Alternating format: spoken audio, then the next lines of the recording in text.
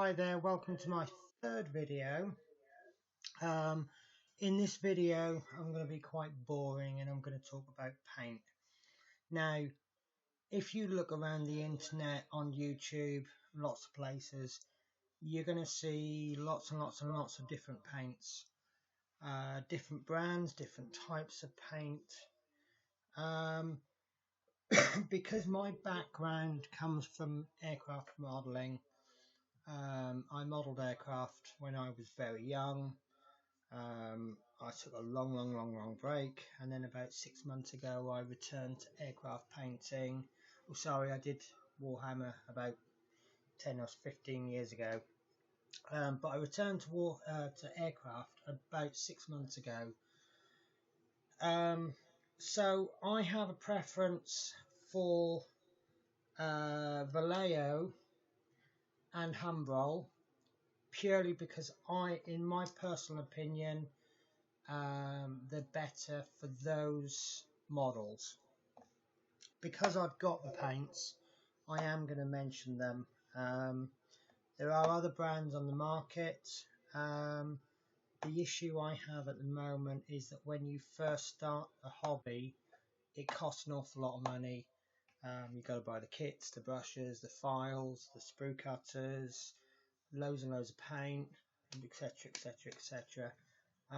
So just because I've switched from aircraft modelling to Warhammer Fantasy Battle, the last thing I'm going to do is throw away lots of stuff that's cost me an awful lot of money. As time goes on, I'm going to pick up various things. I've heard a lot about Army Painter. I may have mentioned things in previous videos, and if I do, I apologise. Army Painter, I've heard everything from good reviews to bad reviews.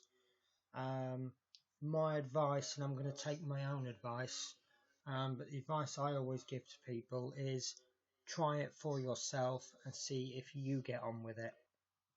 For that reason, I'm going to tell you about Vallejo and Humbrol. So I'm discussing paints first, because if I discuss brushes and things afterwards without mentioning the paints, then obviously you're going to go, "Ooh, why are you using that paint?"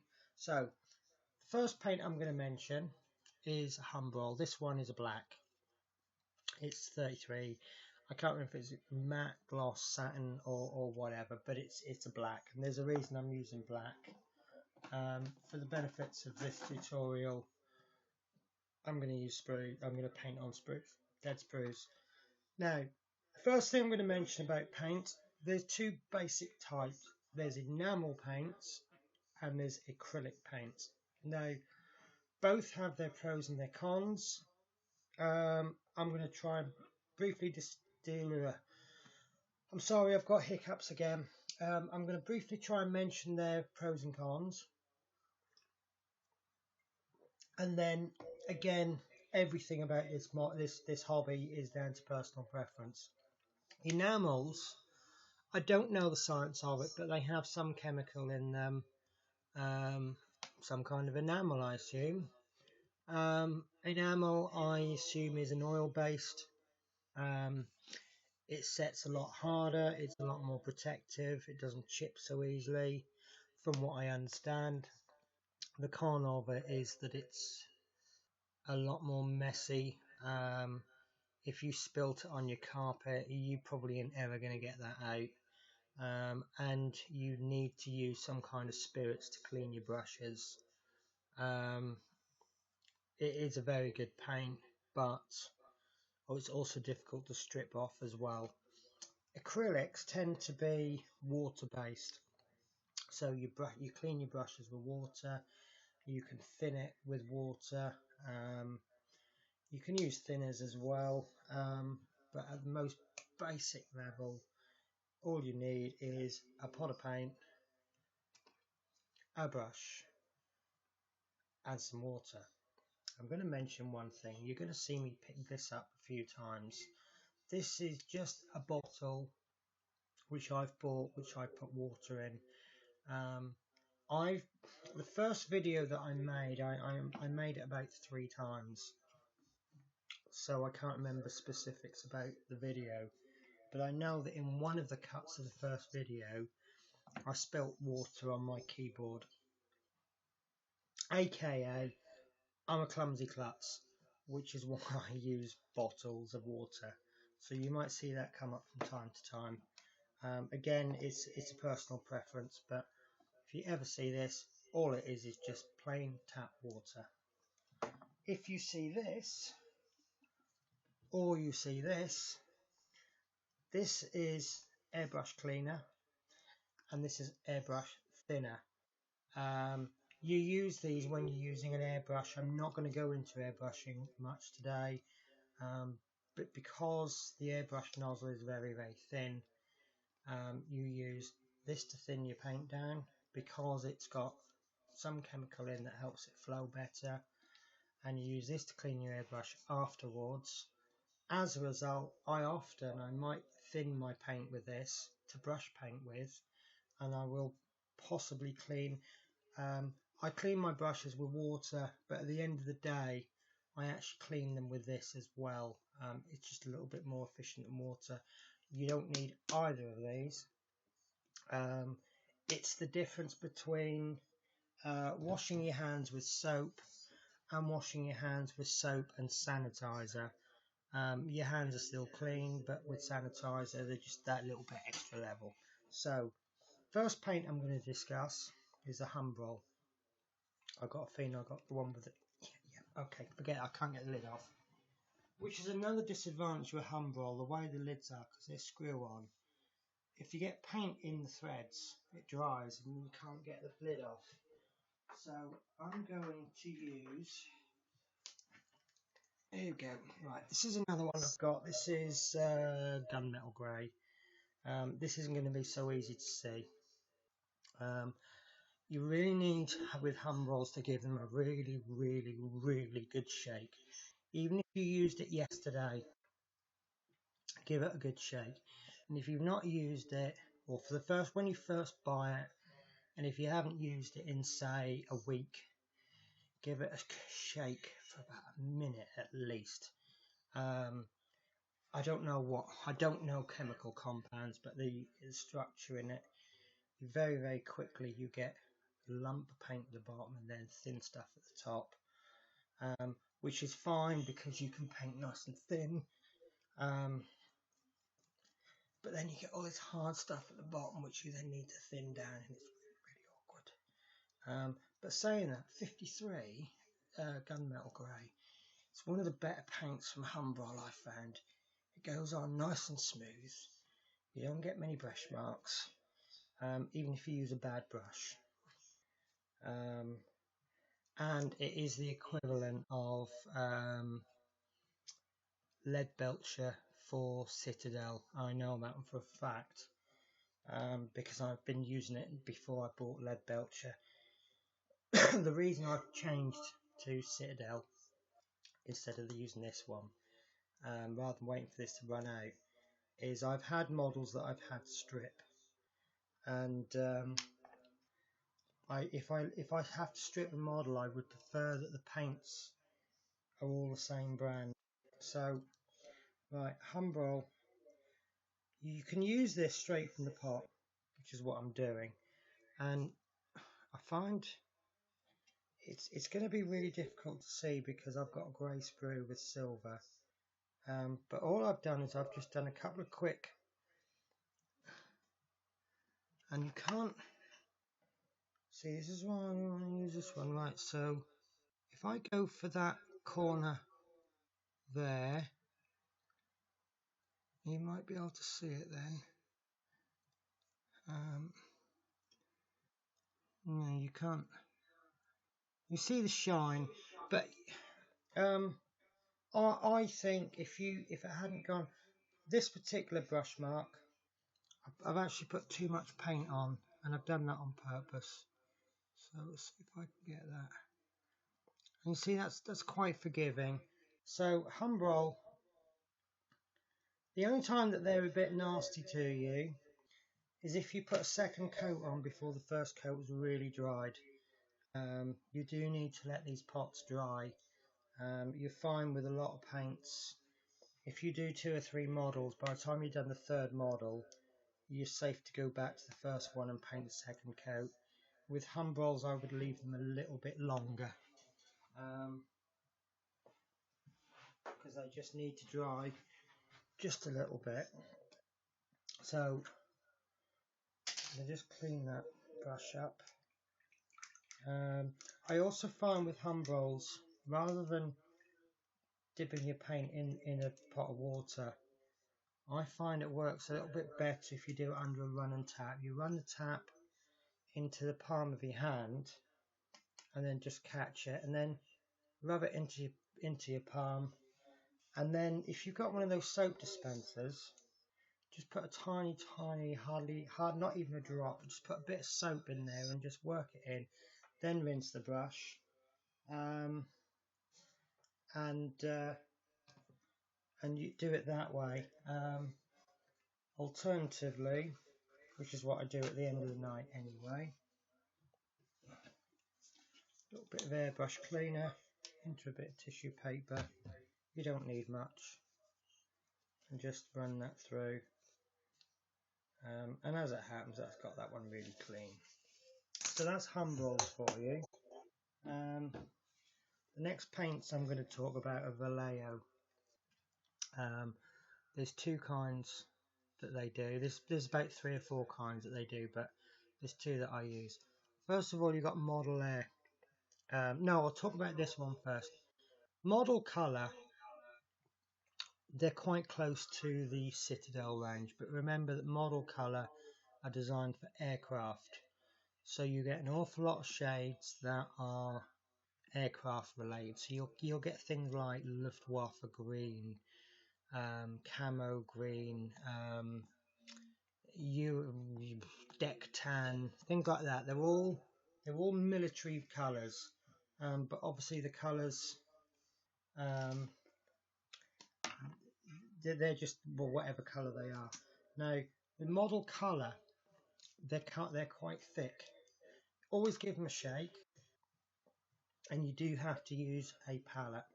Now the reason I like to use these is they come in a bottle. Remember, I'm a clumsy klutz, so I like these bottles. What I'm actually planning to do, so as I say, I've bought loads of bottles. Bought them on eBay from some guy from Hong Kong. They were quite cheap. I'm actually going to be putting my Citadel paints into these, for the pure reason that I like to use bottles. They're a bit more precise. I'll show you with this one. The reason I've chosen red is because the contrast between red and white. My palette is white, so what I'm going to do is I'm just going to put in. See, I've hardly touched it, and I've got just the right amount of paint that I need. I've not hand dipped my brush into the pot, which means I've not got paint all up the ferrule. I'll explain all that in another video. And then just give it a mix around. Now I've deliberately not watered this down, and there's a reason for that. Right, so bit of paint on my brush, trying to find an area that I've not done, and the coverage straight out the bottle is actually quite nice. I like that, but like all good paints, what you should really do, remember, sorry, I'm using this. Another reason for me using this is I can measure exactly how much water I need. Over time you will learn, you'll overwater your paint, so you'll not do it enough. You just get to learn. There you go, I've just put 1 drop in there. And then what I'm going to do is I'm just going to cut that one off. And then, right, I'm just going to give that a mix around. All I'm doing is I'm just mixing the paint in. And then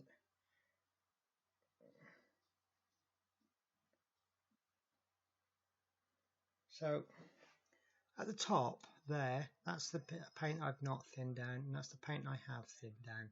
Now, why do we thin down paint? It does two or three things. One, it's just a lot easier to manage. It's not so thick. You're not likely to get brush marks. I can't actually get a good picture, but again, when you thin this down, it's a little bit like humbrol. If it starts to dry too quick, you get brush marks. You can actually see, even with my bad camera, the section down there, and this section up there. There isn't actually an awful lot of difference in the coverage, even though that's watered down paint. Now, if you imagine paint as, sorry, let me just clean the brush. One of the bad things about using red is that it does destroy your water. Right, I'm just gonna, sorry. Right. Probably easier if I do this in a diagram. If you look really close up at a model, right, it's going to have detail. If you use a really thin paint, it's going to run into that detail. Yeah. So it's going to run into the detail. Because it's thin, it can run quicker. If you use a thick paint, all you're basically going to do is you're just going to cover the top. So you can see that with that second line, it's a really bad example, but you've just really lost all that detail. If you have it thinner, it's going to run into the detail. A really good way to show that actually is if you buy a pot of paint from Citadel. This is a base paint which is actually quite thick, and you can see it's all in the corners. It's all in there. Every bit right up to the level is covered. Now this one is Eldar Flesh, which is a dry paint, and now dry paints are, you'll see that they're very thick, very thick, and as a result you see little bubbles in the corner, and as a result of that, those bubbles, that's because the paint is so thick it can't flow. And if you take that right down to a much smaller level, that's exactly the same as paint that's been watered down and paint that hasn't been watered down. So we water down. Model colour, you can do that. The next paint I want to talk about is Model Air. And Model Air is actually designed for airbrushes, so it's actually been pre-thinned for you, and I'll show you that. If I tip the bottle and don't squeeze, or if I squeeze very lightly, do you see how that drops? That's almost like, well, it's kind of like milk. As they say, it's like the consistency of milk. The consistency of milk is actually just ever so slightly thicker than water, but not an awful lot. You see on my palette, I've held it upside down, and it's dribbling down, and yet that red, it's dribbling, but it's taking a lot longer. Whereas the grey, which is the Model Air, it's just dripped on its own because it's more water. You can paint with it with a brush, but I would not advise it. In any case, Model Air is the same colour, sorry, is the same price and quantity as Model Colour, and Model Colour has a larger range. What you'll find is that if you got the colour in Model Air, they will do the exact same colour in Model Colour, but they don't always do the Model Air in the same colour as Model Colour. So if you're going to brush with a paint, personally I would go for Model Colour. I bought that particular one. It's the only Model Air that I own, and the reason I bought this is modern day standard US Navy colour, for some of my aircraft, which I'm going to spray. And lastly, I'm going to go on to Citadel paints. Citadel paints, there is actually, as far as I'm concerned, there are 5 different types. There's actually more than 5, but for general painting there are 5. Now you've got your basic base colours. This one is ceramite white. Base colours are quite thick. I would compare them to something like model colour, possibly even thicker than model colour. I would say always thin these down regardless. If you use these straight out the pot, especially white and not quite often black, you will come into problems. You know when you've got problems because you've got brush marks. I believe the difference between a base paint and a layer paint is that the pigments are more concentrated. There isn't quite so much flow agent, which is basically water, but it's not quite water. And it's basically designed to lay down a good foundation onto your model. That being said, you don't want your foundation to be too harsh, because you're going to prime. I'll mention primers. I forgot to bring primers in. Primers, as far as I'm concerned, they're not paints. They are a barrier between plastic and your paint. This isn't actually dry, but if I take this, and you see I've just gently rubbed it and I've taken the paint off. Yeah, okay, I've used my nail, but now this bit I've only used my finger and I've rubbed it all off, because okay, that's shiny plastic, but don't forget Warhammer models are shiny plastic in places. Now what if you use a surface primer? It acts as a barrier. Sorry, not a barrier. The primer sticks to the plastic and then gives the paint something to stick to. So they usually come in 3 colours, although Citadel, they've started to bring out lots of different colours. I use 2 mainly. I use black and I use white. And general rule of thumb, bad guys in black, good guys in white.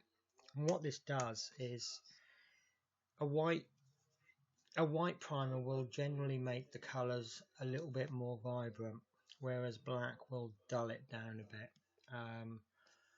But yeah, general rule of thumb, good guys in white, bad guys in black.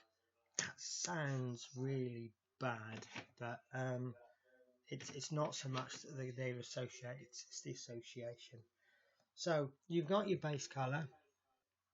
Of course, I believe base colours stick to the model better as well, but you don't have to use a base colour to start with. There's enough base colours that you could probably use a base to start with, but it really depends on, you'll come across set lists, and the different set lists will say use this colour. Next one I'm looking at is a layer. Now I would compare a layer of Citadel with model colour, i.e. thin it down a little bit. If you thin this down too much, you'll just need to use another coat, which actually will improve your results. Layering, you tend to not cover the model. You got your nooks and crannies, and then you're going to base and you're going to go right into the end, and then what you'll actually do is you'll shade next. Shading is hard to right, there we go. What a shade does is it gets into the recesses, and it just not always darkens, but it just it just emphasizes it. On the top there, on that sprue, you probably can't see it, but it says the letter E. And then all you do is you take wash and just sweep it across. And you know, you can go quite harsh with these.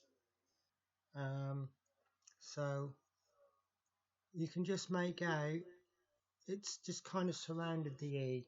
I've probably put a touch too much wash on there, but for the purposes of the example, that's absolutely fine. So what you're then going to do is, once that's drying, that does take a long time to dry because it is essentially, it's an ink.